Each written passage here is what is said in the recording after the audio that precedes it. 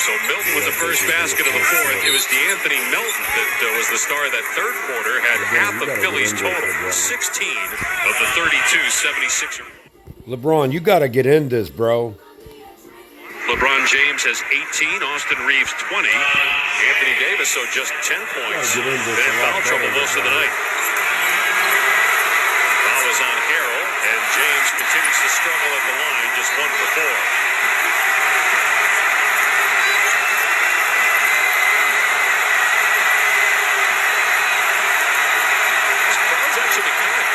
Most of the night, that's been as boisterous as we've heard.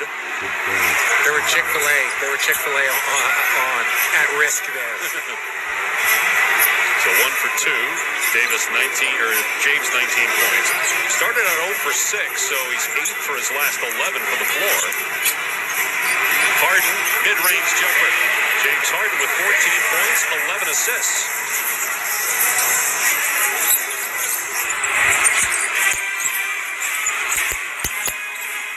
We were talking with Daryl Morey today, and he stressed the importance of this 7-game road trip. And RJ, we asked him, so if things don't go well, you're the president of basketball operations, what does somebody do in your position when that happens? He said, well, it's about the time of year when we start seeing trades. In other words, there's going to be some consequences if things don't go well in this 7-game homestand. Yeah, no, and that makes sense. Look, you got Joel Embiid. He is an MVP candidate. When you have an MVP candidate, you should be a championship contending team. And if you're the president of basketball operations and you don't feel like you have a contender, you got to make moves. Milton gets it to go. And the lead is up to 15, the largest of the night for Philadelphia. And Anthony Davis on the end of the bench in foul trouble, but also we wonder if it may have to do with whether it's his hand or his wrist that was injured at the end of the third quarter in a collision with Embiid. Montrezl Harrell picks up his second foul, third on Philly here in the fourth.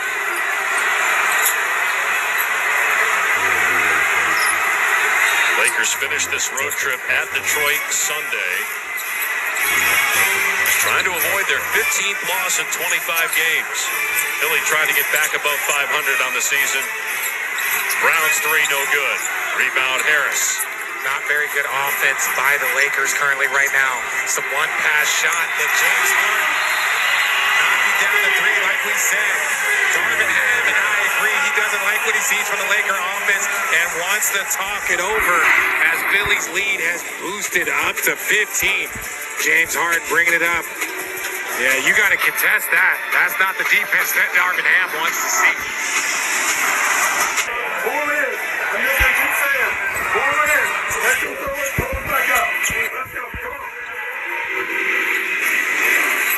An outstanding start to this fourth quarter for Philadelphia, outscoring the Lakers 9-1 and opening up at 18. Wow, AD is back. Wow. For the Lakers, so that's a good sign. Playing through perhaps an injury. Harris with his second foul. And Davis at the line for just the second time. He was 2 for 2 in his first trip. Obviously, this is the most crucial time here for the Lakers, down by 18. Joel Embiid on the floor, off the floor, excuse me. So now you got Anthony Davis, LeBron James. If you're going to make a push, this is the push right now, because this is when they did that damage in the second quarter when he was out of the game, and then it continued while he was in it. Davis 100% after battling an upper respiratory situation earlier this week. Left the Cleveland game Tuesday about 8 minutes in, and then did not play Wednesday against Toronto. Was listed as probable coming in, but fully healthy tonight. Just got in foul trouble early on. Got 12 points. Here's Harden off the dribble. Harden looks much better tonight in game 2 after struggling from the floor in his first game back after missing a month with a foot injury. Here's James, 19 points on the night. Working on Thibault. Skip to the corner. The three won't go for Walker. Harris couldn't handle that pass. Looked like maybe a push-off, too, by Harris. He was trying to get free from Schroeder, but no foul was called.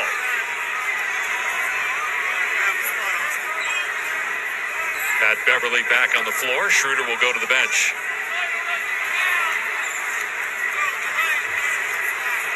We talked about the injuries on both sides. Lakers have used 14 different starting lineups. This is the normal starting five for the Lakers that we saw tonight. Philly has used 11 different starting lineups, and they're still not whole until Maxey gets back. Slapped out of bounds by Harden. Will stay with the Lakers. And still, there's so much conversation in this league about what the Lakers are going to do.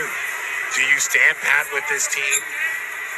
See what they can accomplish, especially if Anthony Davis continues his hot streak. Obviously tonight with the foul trouble and playing against Joel Embiid, this has not been indicative of the month that he has been having. James thought about it, had an opening there to take the shot, had some airspace, but did not pull the trigger. And Davis bumped by Tobias Harris. They're already over the limit, so an opportunity perhaps for the Lakers to stay within striking distance, getting some points with the clock stopped. Third foul on Harris. Davis 4 of 4 at the line.